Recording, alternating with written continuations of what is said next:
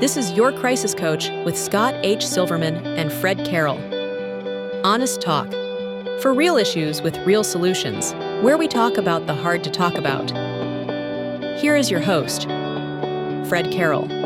Okay, everybody, welcome back to Your Crisis Coach with Scott H. Silverman and myself, who you do not see on screen right now if you're watching on video, and my guest can't hear me, so I'm having mic problems. Scott, how are you? Good. It's one of those real professional shows, Fred, so I'll do my best to not embarrass anybody here, but I'm doing well. You and I were talking before we lit up here about what's going on in the Middle East, how sad that is that, we have to go through what we're going through right now over there. And of course, obviously, with my connection with Israel, and my only connection is being Jewish, I'm watching from afar what's going on. And it seems like it's a different kind of battle with Israel working with the U.S., which is nice, at least seeing the U.S. working with Israel. But just a little worried about how our leadership in Washington and listening to their explanation as to why we're doing what we're doing isn't really clear to me. But other than that, everything's going good. Kids are good. Wife is good. And everything good at your end, Fred? Everything's okay. I think I'm falling apart, though, because I did eat pizza the other night and lost a tooth doing it. Okay. So I'm getting old and I'm falling apart, so I can no longer be on screen. But Scott's going to carry the rest of this show because I'm having mic issues, apparently. Yep. So take it away, Scotty. All right. Well, today we're going to discuss something that, it's really near and dear to my heart. And it's something I've done for a lot of my adult life. And I once I left that world, I didn't want to do it again. And somehow George and I met, and George just sucked me back into it. So now I'm all lit up about working with, helping others, which I've always done. But now there's a concept that you guys are going to talk about. George and Patty are our guests today, and I'm going to let them introduce themselves. And we're going to talk about something some of you may or may not have heard of, and I'm going to push them a little bit to hear what's going on and maybe a little bit of progress, but more importantly, to alert people after they hear this about something really unique going on in our community. And the volume of people that have supported it has been just off the charts. Just watching people that are signing on and who's signing on. Now it's getting it to come to fruition. So, George, why don't you start us off and a little bit about who you are and why we need to know you, and then Patty, why we need to know you, and then a little bit about what we're going to be talking about today. So go ahead, George, you start. Yeah, well, thank you for having us, Scott. It's always a pleasure speaking with you about this issue. My name is George Mullen. I'm a native San Diegan in business and also in the arts and writing. And the reason we got involved in this project is because we saw such an incredible problem here. We're not professionals in this area, but we've become pretty deeply entrenched in it. Yeah, well, Scott, thanks very much for assuming that I'm qualified to do anything as an expert level. But my name is Patrick Goff. My call sign was Patty. I'm a 30-year career Marine, retired as a Marine colonel, commanded both at the squadron and the air group level, and the operations officer for the 3rd Marine Aircraft Wing and 1st Marine Expeditionary Force in combat.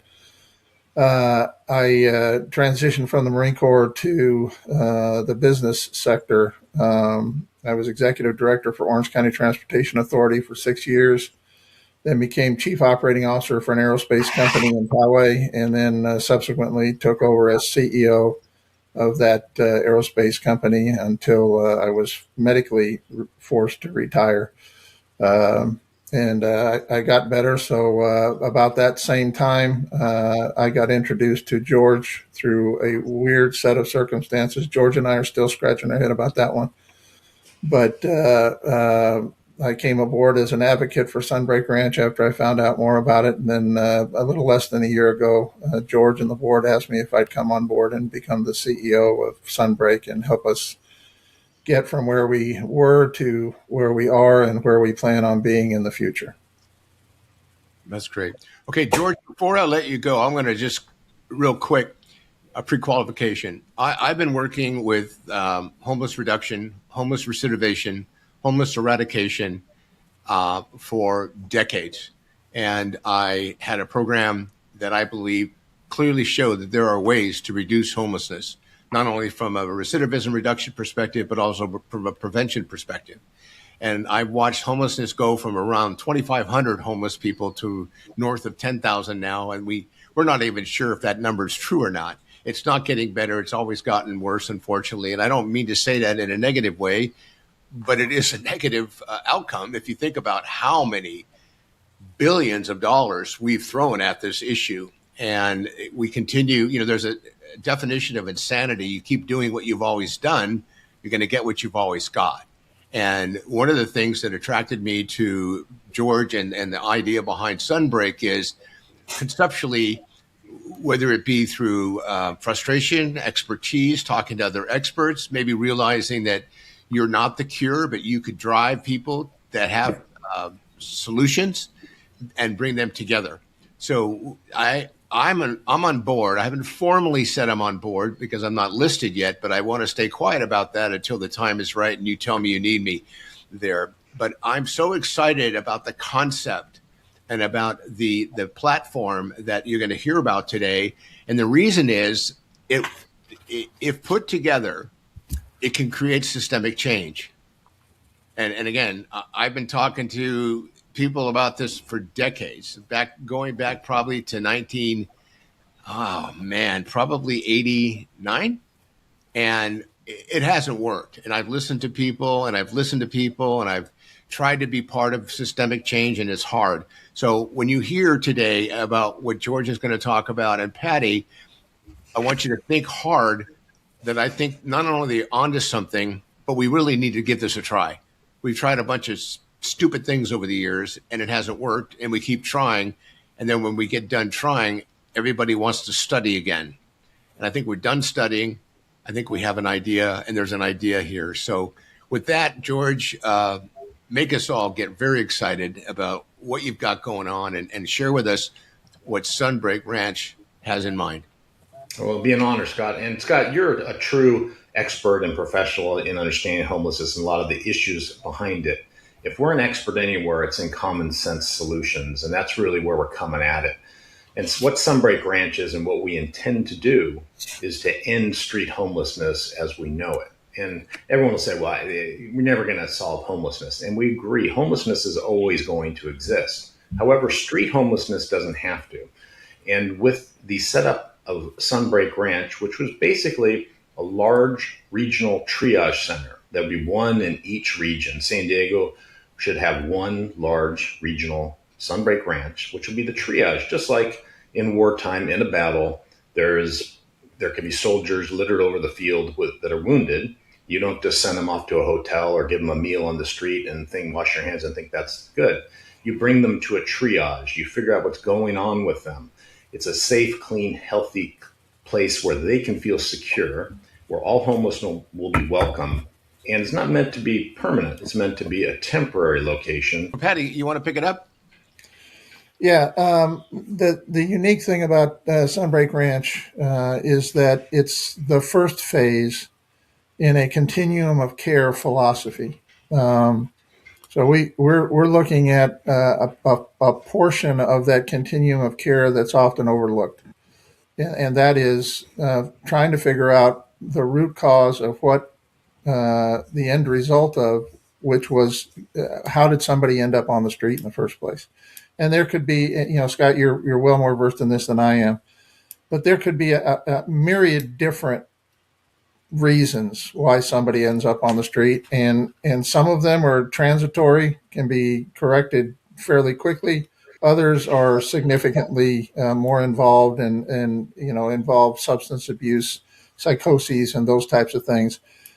But to quote Einstein in his definition of insanity, the definition of insanity is doing the same thing over and over and over again, expecting a different outcome, and that historically seems to have been the way things have been going. Everybody is throwing money at things, but they're not really diagnosing the problem. They're not really getting to the baseline of what caused somebody to be on the street in the first place. Within the Sunbreak Ranch concept, continuum of care, we are the triage element, the first step in determining first step in an alternative to either death or jail for the individuals that are on the street. Bring them into a safe, secure, welcoming environment where they are separated from the threats that attack them on a daily basis, the drug pushers, the human traffickers, the crime, and all that stuff. Get them sequestered into an area where they can be welcomed, treated with dignity and honor, and properly diagnosed, and then connected with myriad different service providers that can do those things for them that they otherwise don't have the ability to do for themselves. They would have access to computers, to case managers, to food, to housing, to all those different things.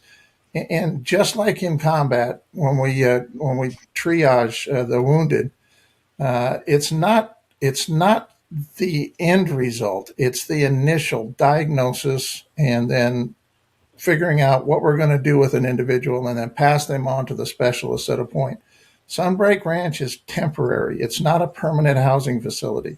We're looking, depending upon the case that comes in, 30, 60, 90 days, and out the door they go. And the other unique thing about Sunbreak Ranch is that we want to have either a physical or a virtual presence of the the service providers that are in the local area. And as our first phase of Sunbreak Ranch execution, we're focused on veterans first. So those are people that are on the streets right now for, again, tons of different reasons. But they've served their country, they've served their communities, they've been contributing members of society, and they've just fallen on hard times or gotten in with the wrong kinds of people, or have become addicted to drugs, or have psychoses based on their service in the military. We need to get those people off the street, work with them, get them turned on to the VA, because 90% of them don't even know what kind of benefits that they actually rate. And we want to get them the benefits that they need. And then we want to ultimately recycle them back by providing opportunities, employment opportunities, to come back into the Sunbreak Ranch family and help welcome others as we grow and expand. I think we got George back now. All right. Thanks, Patty. Go ahead, George. We got you back. Can you hear me, George? Yes, I just heard you. Okay. You're a little spotty. So where were we, George? You were talking about, the basics of getting Sunbreak going and moving forward. So from your perspective, and how long have you been at this, George? I know it's been more than a minute. Yeah, it's been a while. It started off with an op-ed in the Union Tribune in 2017, and we weren't going into this trying to start anything, but it created such an outpouring of the community saying, finally, someone with an answer, that it built into this entire movement. So we've been at it in about 8 years now, and we've come a long way, and we've got an extraordinary management team in place for when we can go active, and we got an extraordinary endorsement team. But the bottom line is, society, it's really hard to understand what's been going on. But the management program has basically been trying to manage chaos, like trying to manage Mad Max, with people over the streets and the canyons and the parks and the cities and the counties and the state acting as though that is a helpful situation for the homeless persons when it's not.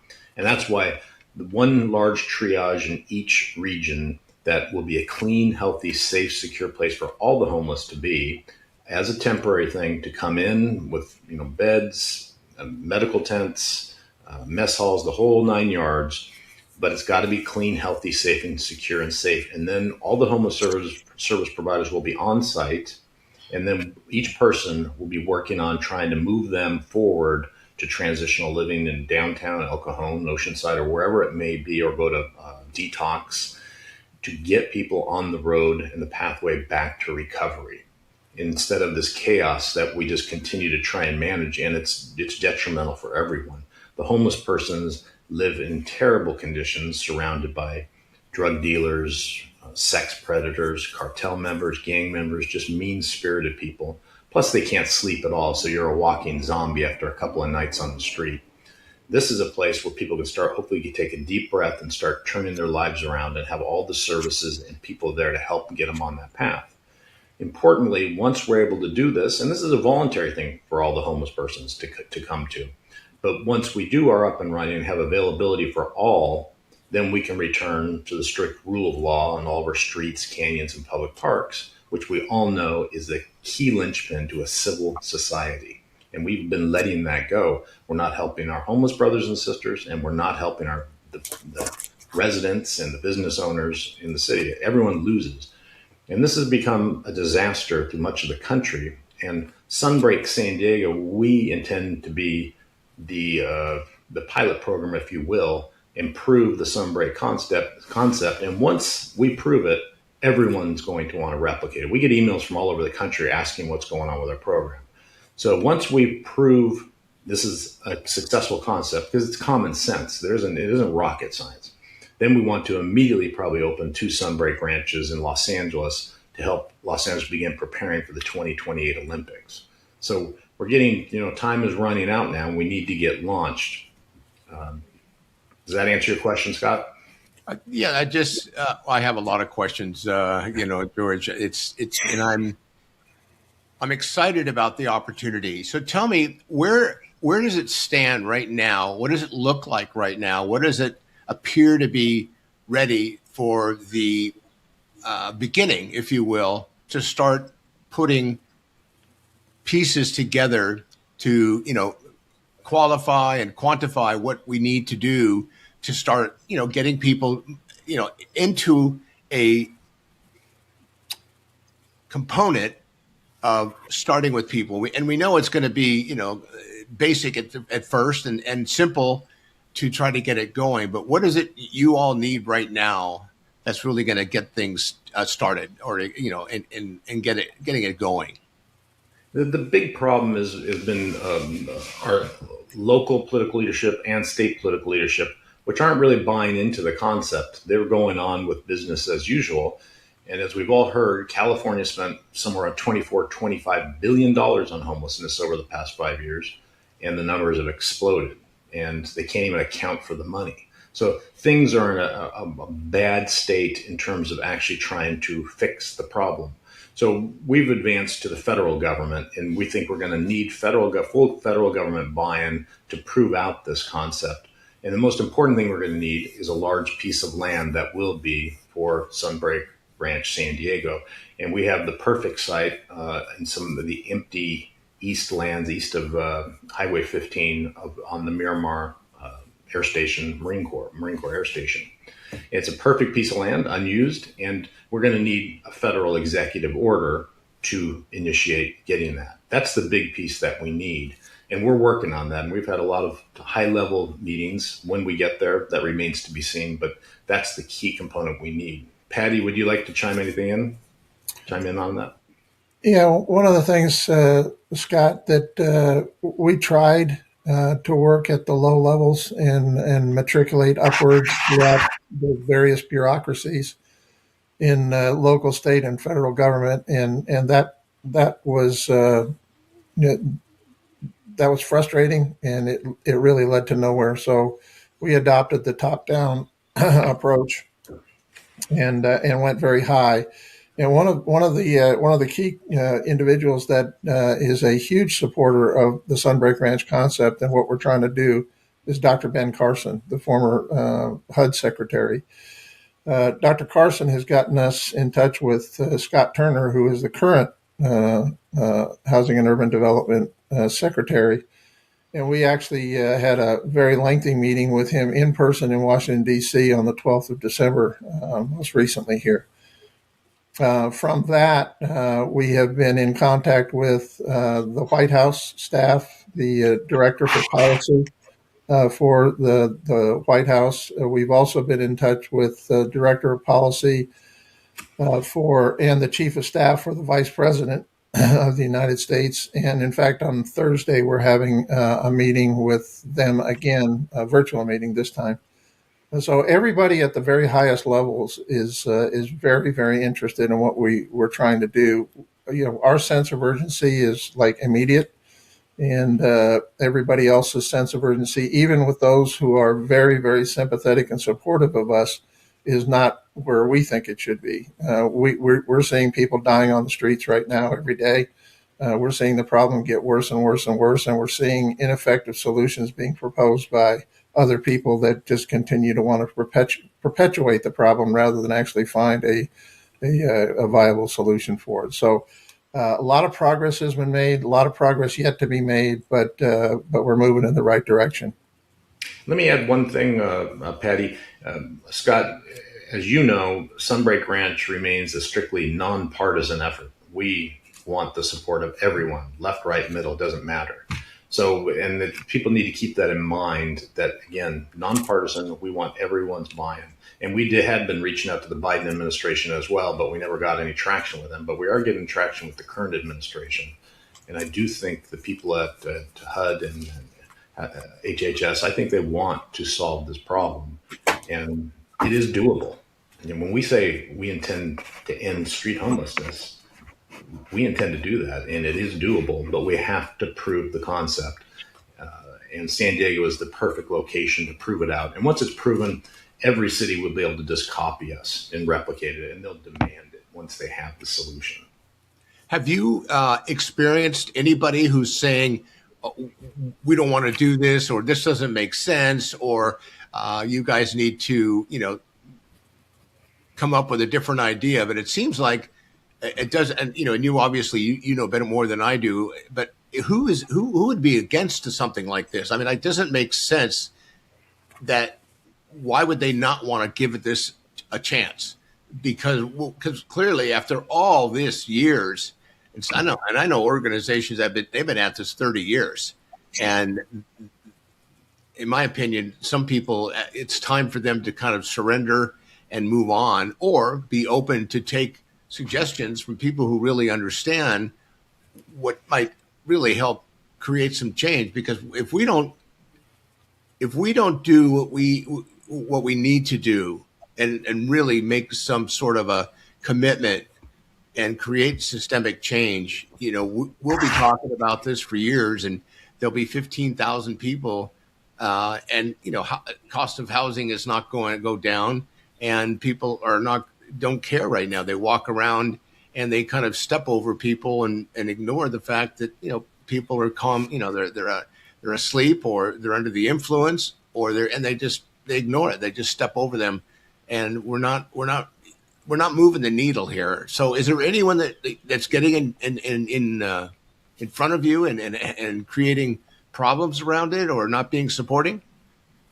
No, I think it's mainly people. They just want to have conversations, but they don't want to do anything. We're people of action. I mean, this is a problem that needs to be solved. And you hit on a really good point, Scott. We've all become exceedingly numb to the situation. Whereas we used to call 911 if you saw the poor fellow laying on the street. Now no one calls. And if you call, you're on hold for an hour because the police is so backed up with these things. I mean, it's a disaster. If you go to Japan or South Korea or China, you do not see homeless situations like this. If you go to Western Europe, you do not see situations like this, or Eastern Europe for that matter. What's going on here is not normal, and it's completely inhumane. And the people being numb to it is a big part of the problem. They think that this is normal now. It is not normal. So, no, there isn't any really legitimate opposition. You get a lot of people that want to talk. We have a hunch a lot of the politicians don't want to do anything because they think it'll make them look bad. Whereas we just invite everyone in. This should be everyone's project. The mayor, the governor, the president of the United States, everyone should be on board with this. This is about saving lives in a nonpartisan fashion. So and that's the frustrating thing, Scott, is, we've always said for 8 years, if anyone has a better plan to truly end this catastrophe, we will stand down a Sunbreak and we will get behind whatever plan that is to make it happen. And to date, still no one's come up with us and said, hey, here's the better plan. Let's go with that. And it hasn't happened. So, and that's why we have a massive endorsement team of a lot of high profile people like, Dr. Carson and many, many others. And we keep building it. We'd love to have you on there as well, Scott, because you've been such a great supporter over the years. So that's kind of where we are. And hey, George, go ahead, Patty. Yeah, if I could jump in, um, the current efforts seem to be focused on housing first, and what we're saying is that taking people directly off the streets and putting them in government subsidized housing or free housing or whatever is not really addressing the root cause of what got them on the street in the first place. And that's why Sunbreak Ranch is very unique in its approach. Building housing, low income housing, subsidized housing, whatever the case may be, is a goal, and it's something that we absolutely support, but not as the first step. The first step is to give the people that are on the streets, dying on the streets right now today, an option that is different than death or jail. And we need to give them some kind of hope, some light at the end of the tunnel that isn't a train. Allow them to get off the streets, get diagnosed, get connected with those service providers, then move them out of Sunbreak Ranch into temporary housing and ultimately into more permanent housing. But moving them into more permanent housing without diagnosing the problems that got them on the street it's gonna result in what is exactly happening right now, where those housing locations become dens of drugs, alcohol abuse, sexual abuse, human trafficking, gangland stuff, and the cartels swooping in because there's no safe, secure location for those people. And all we're doing is perpetuating the problem rather than trying to get to the root cause of the problem. I don't disagree with anything you've said, and I think it's time that we need to really, we need to flip the switch, and we need to get it started. So, and it sounds like, if I heard you correctly, George, that there's a hopeful opportunity that we're going to see some sort of commitment from the feds. And if the feds say yes, and they designate some land, whatever that might be defined as, and then of course the governor is, they're tired of complaining about all the problems of the money being spent and no solutions, and the whole idea about the housing first piece. You can't help people without doing some sort of intervention first. You can't help people by just putting them in a place to live without making it and requiring the fact that they get an assessment, and we do an intervention, and then we start to do an assessment that tells them what they need to do to go forward and how we support that. Because the concept of what we've been doing, it doesn't work. And the other side of what frustrates me as much is when people say, well, they're doing what they're doing, and their attitude, that's all we can really do.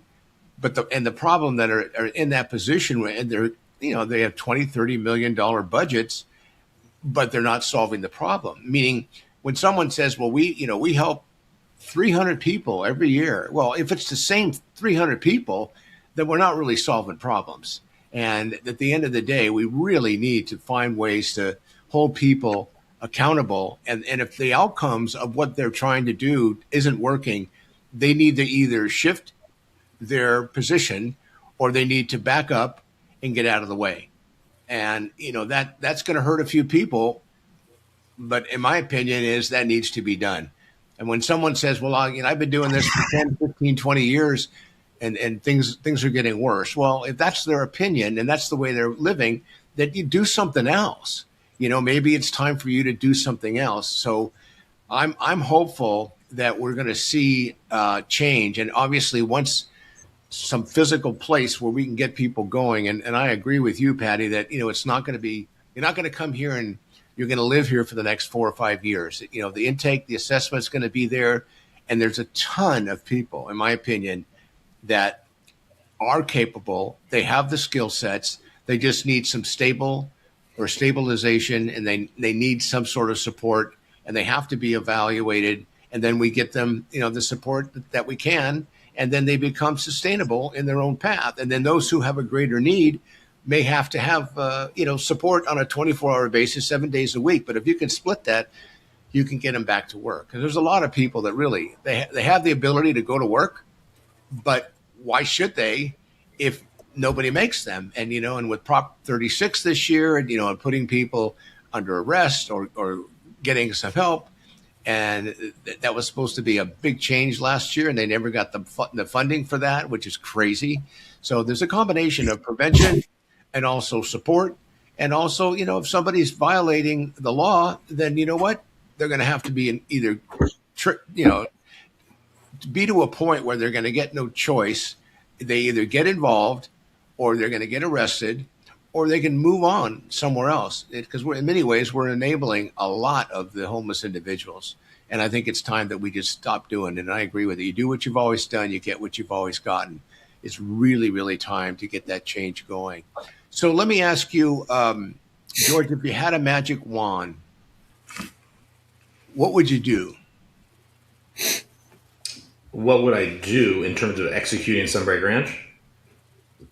Well, unless you want to, provide you with the numbers for the lottery or something. No, but if that can help a lot of things. After all the years that you've worked on this, almost 8 years, I think you said, if you had a magic wand, what would you do right away? Let's assume the government said, okay, we're going to give you, 30 acres, 40 acres, 60 acres, whatever it is, and we're going to give you the support that you need to get this going.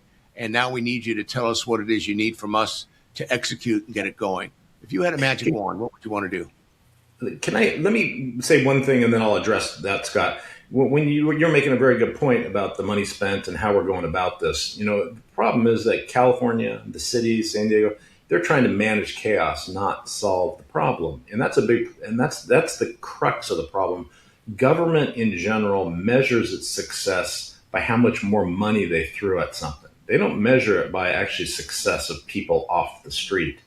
And that's the source of everything, I think, is they just keep throwing more and more money. So they think they're doing more and more. Whereas, like you point out, the situation has only gotten worse and worse.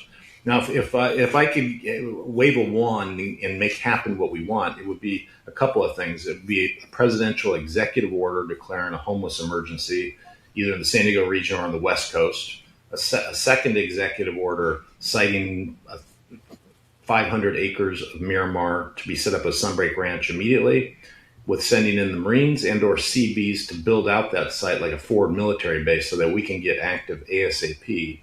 And then we've got a lot of legwork which we would need to do just getting our infrastructure set up. But we're talking about once we can go operational, start stage in, but first all homeless veterans would be invited into Sunbreak, and then the entire community, and eventually you'd return to rule of law where there's already been laws on the books forever about people sleeping or camping on city streets or canyons or parks. And for some reason, they've gone to thinking that not enforcing rule of law is helping things. It's just making things much worse. So that would be the order of things, Scott. Executive order, state of emergency, executive order for the land, executive order to get the operation going, built out, and then we go full scale.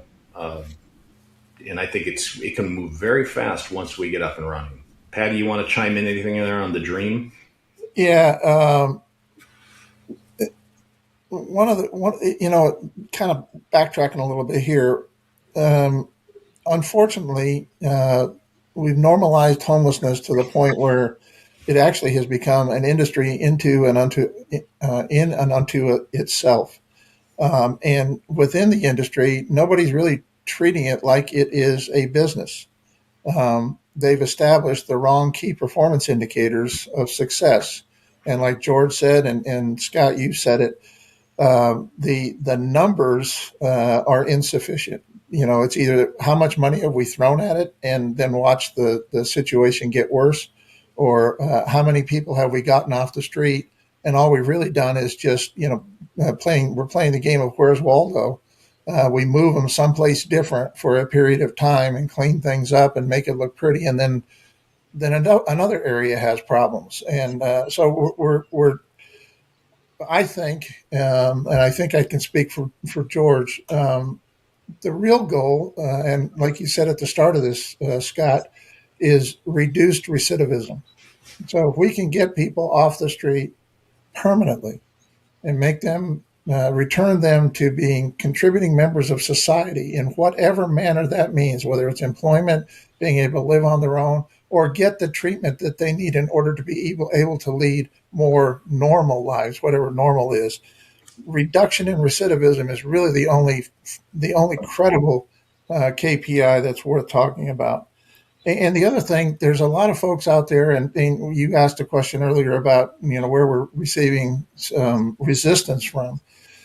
And without naming names, there are a lot of folks out there that are involved in the homeless industry right now that are making money, and they look at things as this industry is a zero-sum financial equation. It's not.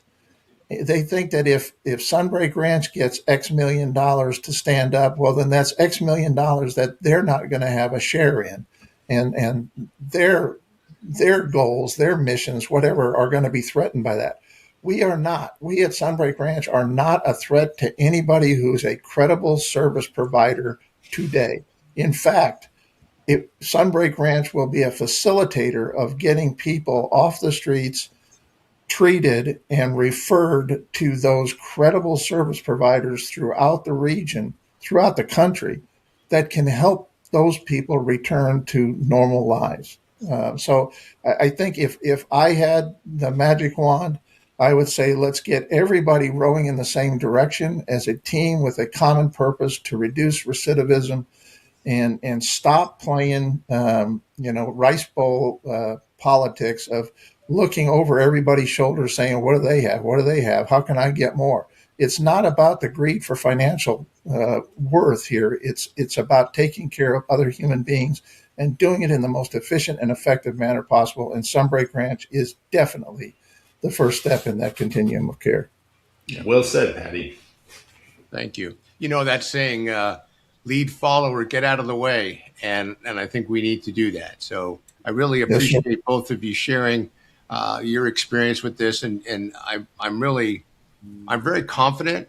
I don't know. I push back a little bit, George, on 500 acres, but if you could find a way to get 50 to even 100 secured, I think it would be awesome, because that's a lot of acreage. And to your point, once the momentum gets focused and we start to see people, because so many of those individuals could probably get to work and get stabilized with the right kind of support.